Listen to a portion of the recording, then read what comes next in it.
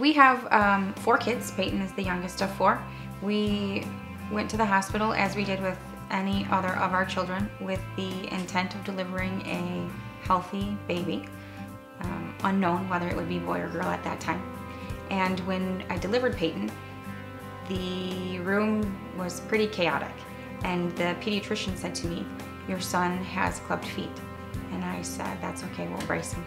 And he said he also has a hole in his back. And so for us, that was pretty life-changing. So as Peyton grew, as an infant, he was very much like my other kids. You know, he learned to sit and crawl a little later, but still did all of those things. As he began to reach the age of walking, we realized that there would be some need for modifications in our home to accommodate things like widening doorways, accessible bathrooms, and entry into the home. And now he's 7, and so the microwave is important in his life. And so we've identified a need to remodel our kitchen. So I chose to start my search for a home renovator, a contractor. I wanted to find somebody that was familiar with the needs of individuals who may not necessarily get around like someone whom is able-bodied. I was looking for somebody who was familiar with ADA specifications.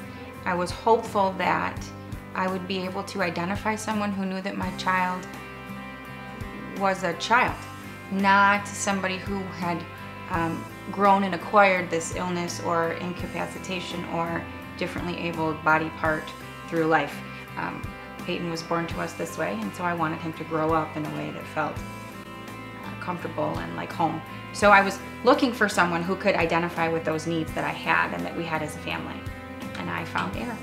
So once we identified Eric from Community Renovations as the person we wanted to work with, he helped to kind of get us through the whole process from identifying the size and length and width of what we needed for a ramp to let our son successfully transition into the home.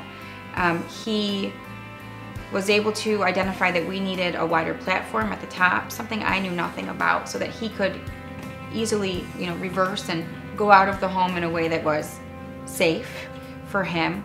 He was able to talk to my husband about the needs and the specifications, how much of his garage would be taken up. We talked about then how do we go about finding funding. And so Eric was the one that printed the application and delivered it to me via email so that we could seek out some additional funding for the process. And I think that through the whole process, for anybody who has a child that is differently abled, know that something positive will come from your experience.